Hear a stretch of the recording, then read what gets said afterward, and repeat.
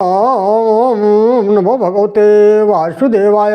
नमो दिव्य महादिव्य शिवाय सत्यम नमः। नमो प्रकृते भद्राय नीता प्रणता स्मताम।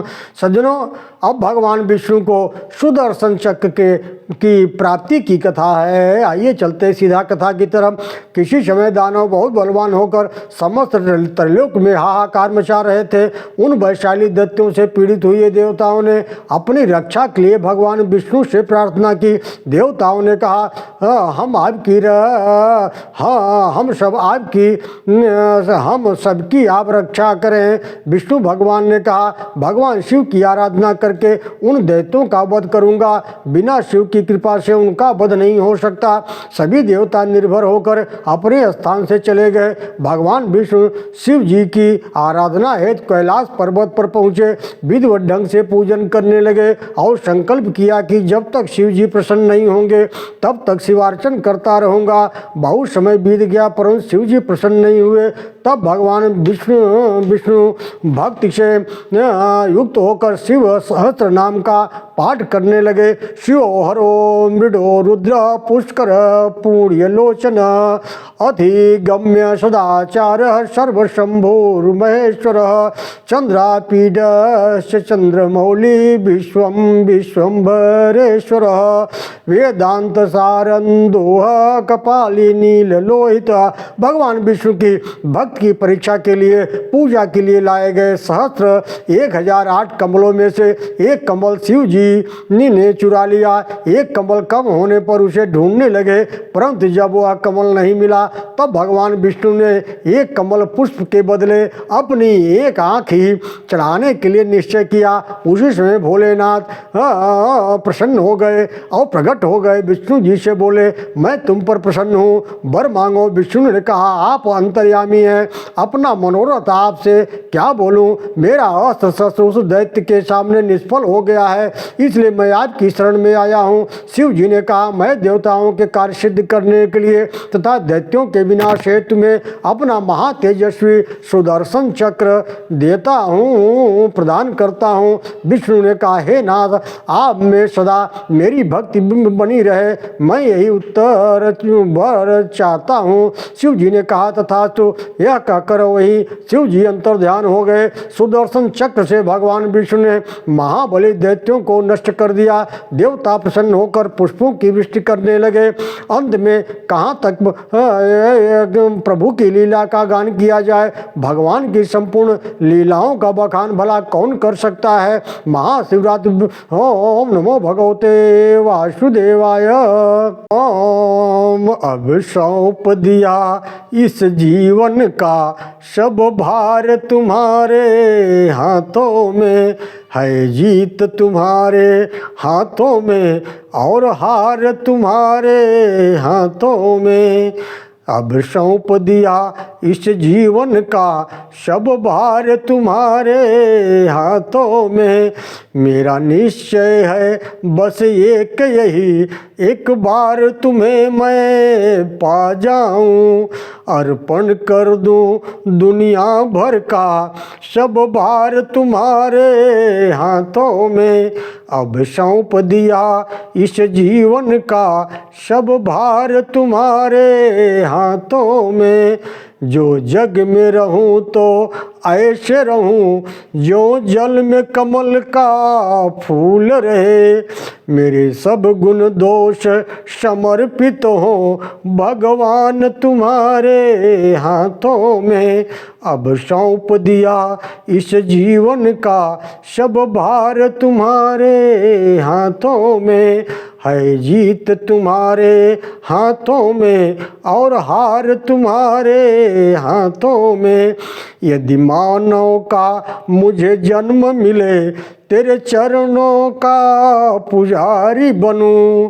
यदि मानव का फिर जन्म मिले तेरे चरणों का मैं पुजारी बनूं।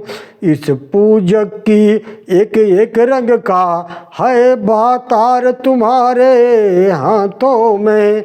अब सौंप दिया इस जीवन का सब भार तुम्हारे हाथों में।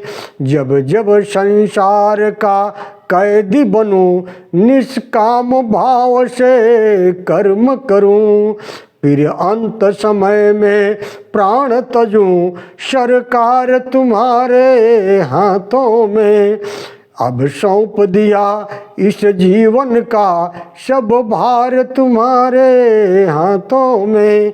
है जीत तुम्हारी हाथों में, है हार तुम्हारे हाथों में।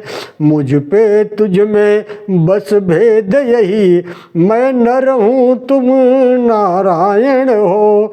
मुझ में तुझ में बस भेद यही, मैं नर हूँ और तू नारायण हो। मैं हूँ संसार के हाथों में, संसार तुम्हारे हाथों में। अब सौंप दिया इस जीवन का सब भार तुम्हारे हाथों में।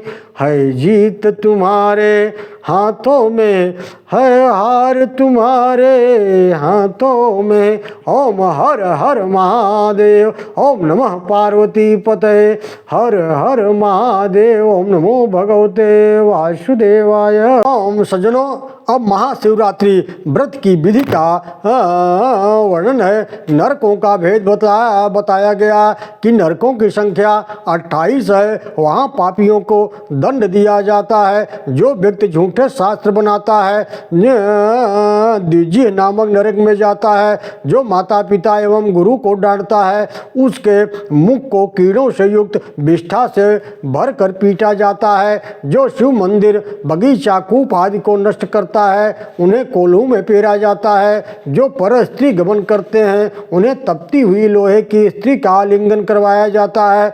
जो सज्जनों की निंदा सुनते हैं उनके कान में कील ठोक दी जाती है। इस प्रकार नरक में हर बुरे कर्म की सजा है। जो नरक न जाना चाहे उसे भगवान शिव की भक्ति की करनी चाहिए। यम मार्ग में दान का प्रभाव है। जो ब्राह्मण को जूता खड़ाऊं दान करते हैं वे घोड़े पर बैठकर यमपुरी को जाते हैं। जो छाता दान करते हैं वे छाता लगाकर यमपुरी में जाते हैं। जो शिव का दान करते हैं वे रथ पर बैठकर जाते हैं। जो शैया दान करते हैं वे विश्राम करते हुए जाते हैं। जो फूलों के बगीचे लगाता है वो पुष्पक विमान में आरूढ़ होकर जाता है। जो गौदान करता है वह सब कामनाओं से संपन्न हो जाता है। जो सोना दान करता है सभी कष्टों को पार कर लेता है। सभी दानों से अन्न दान श्रेष्ठ कहा गया है। ओम नमो भगवते वासुदेवाय, ओम नमो भगवते वासुदेवाय, ओम नमः शिवाय, ओम नमः शिवाय। सज्जनों, अब शिव महापुराण महिमा का बखान की कथा है। जो भी मनुष्य शिव महापुराण का आयोजन करवाता है वह ब्रह्मलोक का अधिकारी हो जाता है। पुराण श्रवणात् शंभो निष्पापो जायते नरः। शिव पुराण कथा का श्रवण करके मनुष्य निष्पाप हो जाता है। जो मनुष्य भक्ति युक्त होकर इसका श्रवण करेगा अथवा जो भी ब्राह्मण इसको दूसरों को श्रवण कराएगा वह ये लोक में संपूर्ण भोगों को भोग कर अंत में परम पद शिवत्व को प्राप्त करेगा। आइए हम सब मिलकर बोले शंकर भगवान की जय। अब अंतिम श्लोक जो है शिव महापुराण का है। ये तच्छिव पुराणस्य वक्तु श्रोतुश्च सर्वदा सगणः सुत शाम्ब संकरोति शंकर। अपने गणों के साथ दोनों पुत्रों तथा देवी माता पार्वती जी के साथ भगवान शंकर इस शिव महापुराण के वक्ता भी हैं और श्रोता का वक्ता हैं और वे सदैव अपने श्रोताओं भक्तों का सदा कल्याण करते हैं। ओम पार्वती पतये हर हर महादेव। मिला दो शिव से हे भगवन तेरा गुण हम भी गाएंगे। मिला दो शिव से हे भगवन तेरा गुण हम भी गाएंगे। मुकुट सिर मोर पंखन का, मकर कुंडल है कानों में। मुकुट सिर मोर पंखन का, मगर कुंडल है कानों में। मनोहर रूप है तेरा, का दिल को देख कर जावेगी। मिला दो शिव जी हे भगवन, तेरा गुण हम भी गाएंगे। हमने छोड़ गिरधारी, गए सब से नहीं आए। हमको छोड़ कर गए गिरधारी, जब से नहीं आए। चरण में शीश धर करके फिर उनको मनाएंगे। मिला दो शिव जी से भगवन, तेरा गुण हम भी गाएंगे। प्रेम हमसे लगा करके बिचारा शिव जी ने, खता क्या हो गई हमसे, अर्ज अपनी सुनाएंगे। मिला दो शिव से है भगवन, तेरा गुण हम भी गाएंगे। मिला दो शिव से है भगवन, तुम्हारा गुण हम भी गाएंगे। ओम नमः पार्वती पतये, हर हर महादेव।